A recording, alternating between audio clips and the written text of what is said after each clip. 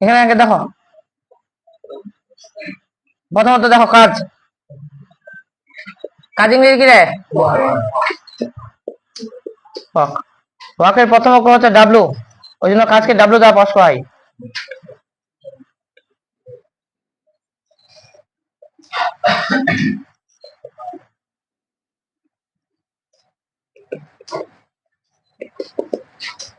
কাজকে ডাব্লু দ্বারা প্রকাশ করা হবে। এখন শোনো, এখন কাজ কি? ধরো এখানে একটা বস্তু আছে,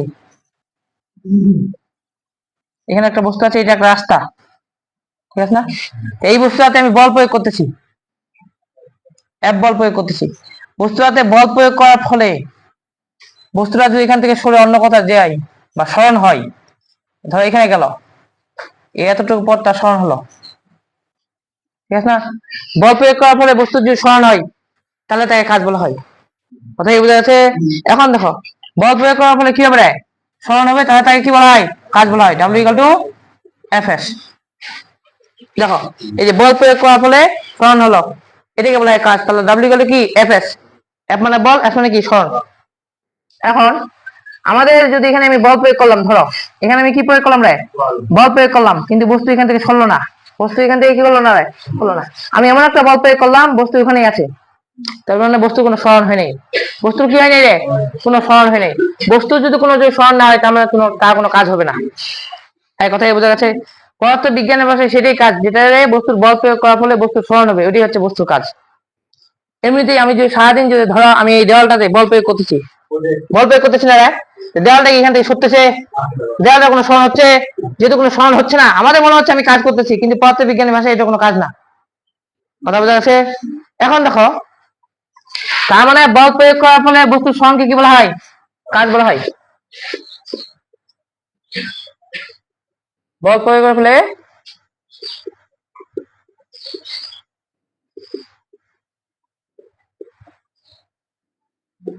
বস্তু স্মরণ হলে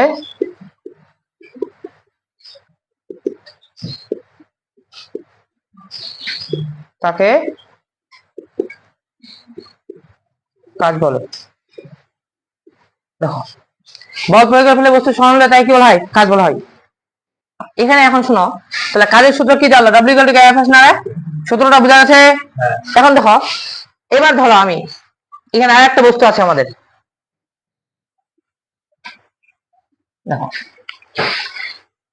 এখানে একটা বস্তু আছে। এইবার বস্তু আছে, আমি কোনো বল প্রয়োগ করলাম না। কি প্রয়োগ করলাম না রে? বল প্রয়োগ করলাম না। তারপরে বস্তুটা এখান থেকে এখানে সরে গেল। দেখো, আমি এখানে বল প্রয়োগ করলাম না, তার মানে এখানে বলের মান কত? শূন্য। শূন্য নিউটন। এক কথাই বোঝা গেছে? এখন আমার বল প্রয়োগ না করার ফলেও বস্তু এখান থেকে অটোমেটিকলি এখানে সরে গেছে, এখান থেকে এখানে সরে গেছে, তার মানে এখানে সরানো হয়েছে মনে করো 2 মিটার। কত মিটার? 2 মিটার। তাহলে এখানে কোনো কাজ হয়েছে না, এখানেও কোনো কাজ হয়নি। এক কথাই বোঝা যাচ্ছে? দেখো, আমাদের কাজের সূত্র কি ছিল? W equal to F S. এখানে বলের মান কত? শূন্য, স্মরণের মান কত? 2, এখানে শূন্য নিউটন বা শূন্য জুল। কোনো এখানে কাজ হয়নি। আবার এখানে দেখো আরেকটা বস্তু, এই যে আরেকটা বস্তু, দেখো আরেকটা বস্তুতে আমি বল প্রয়োগ করলাম, ধরো 5 নিউটন। কত নিউটন? 5 নিউটন। বস্তু এখানেই আছে, মানে বস্তুটার এমন ঘর্ষণ বল, ওই ঘর্ষণ বলকে অতিক্রম করে যেতে পারতেছে না এই 5 নিউটন বল। তাই বস্তুকে আমি 5 নিউটন বল দিয়েছি, বস্তু এখান থেকে সরতেছে না। তার কারণটা আসলে কি? কারণ এখানে ঘর্ষণ বলটা আরো বেশি দূর আছে, ওই জন্য ওই ঘর্ষণ বলকে অতিক্রম করে সে সামনে এগিয়ে যেতে পারতেছে না। তার মানে তার কোনো সরণ হচ্ছে এখানে না। তার মানে এখানে সরণ কত? শূন্য। তাহলে এখানে 0 মিটার।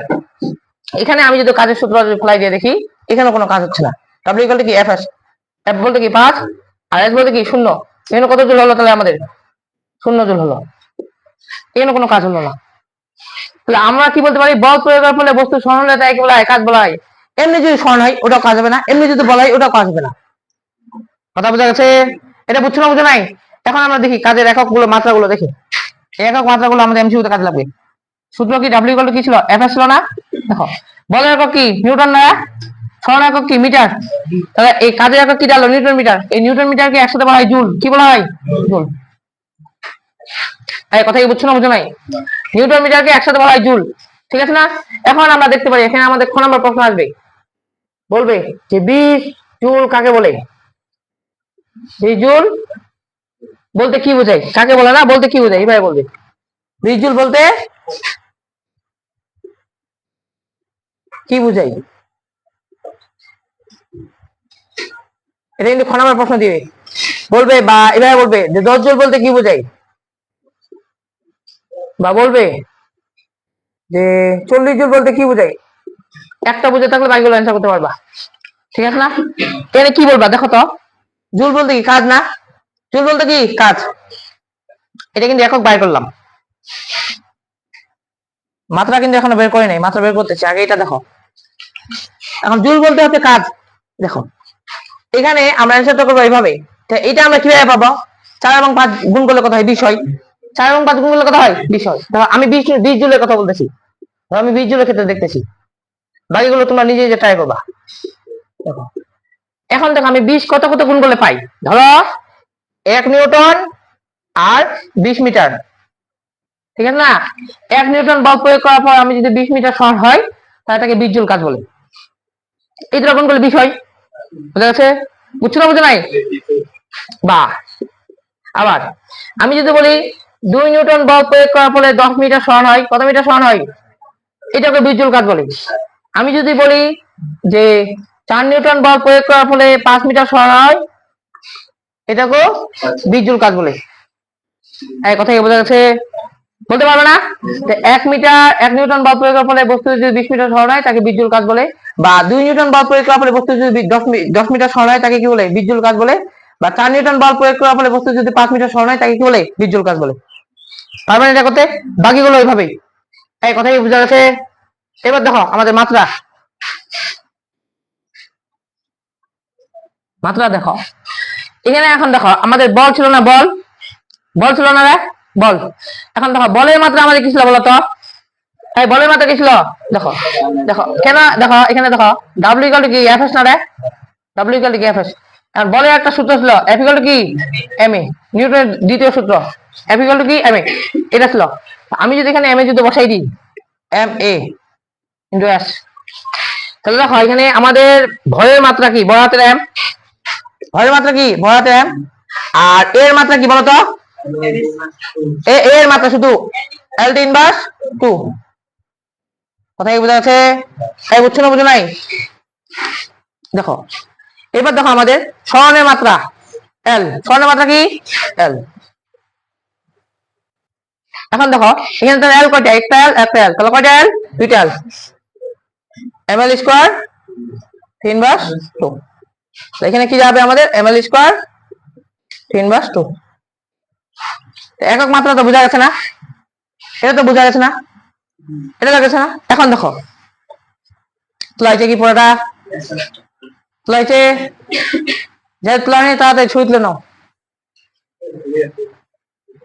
তোলাইছে কি এটা? দেখো এখানে এখন দেখো আমাদের তাহলে কাজ তো বোঝা গেছে না? কাজ সম্পর্কে মোটামুটি ধারণা হয়েছে।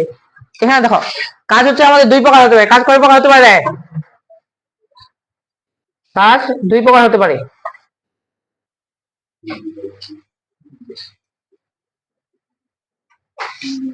এক হচ্ছে ধনাত্মক ত্বরণ,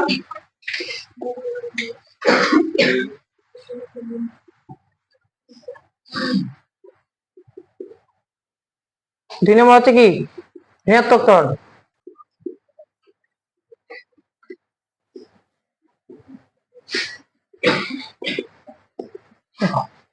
কাজ হচ্ছে দুই প্রকার, একটা হচ্ছে কি ধনাত্মক, এই ধনাত্মক ত্বরণ দিয়েছি বলতে ধনাত্মক কাজ, ঋণাত্মক কাজ।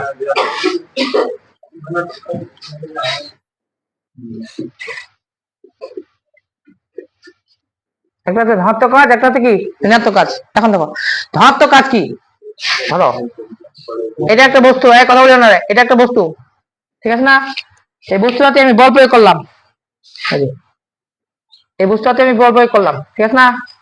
বল প্রয়োগ এদিকে করতেছি না, আমি বল প্রয়োগ এদিকে করতেছি না। বস্তু সরানো যদি একই দিকে হয়, যেদিকে বল প্রয়োগ করতেছি বস্তু সরানো যদি ওদিকে হয়, তাহলে ওটাকে বলা হয় ধনাত্মক কাজ। ওটাকে কি বলা হয়? ধনাত্মক কাজ। এখন দেখো ঋণাত্মক কাজ কোনটা? তার মানে এটা হচ্ছে ধনাত্মক কাজ। এটা তো কোন কাজ? ধনাত্মক কাজ। ঋণাত্মক কাজ কোনটা দেখো এখানে। এখানে ধরো একটা বস্তু আছে, এখানে একটা বস্তু আছে, ঠিক আছে না? আমি বল প্রয়োগ করতেছি এদিকে, আমি বল প্রয়োগ করতেছি কি এদিকে, এক কথাই বলেছে আমি বল প্রয়োগ করতেছি এদিকে, বস্তু এখন এদিক না গিয়ে বস্তু এখন তার বিপরীত দিকে যাচ্ছে। কোন দিকে যাচ্ছে? এদিকে যাচ্ছে। সরণ হচ্ছে তার এদিকে। এক কথাই বোঝা গেছে। সরণ হচ্ছে বস্তু বল প্রয়োগ করতেছে যেদিকে, বস্তু সরণ হচ্ছে তার বিপরীত দিকে। এটাকে বলা হয় ঋণাত্মক কাজ। এটাকে কি বলা হয়? ঋণাত্মক কাজ। কারণ বস্তুর বলের বিপরীত দিকে তার সরণ হচ্ছে, এটাকে বলা হয় ঋণাত্মক কাজ।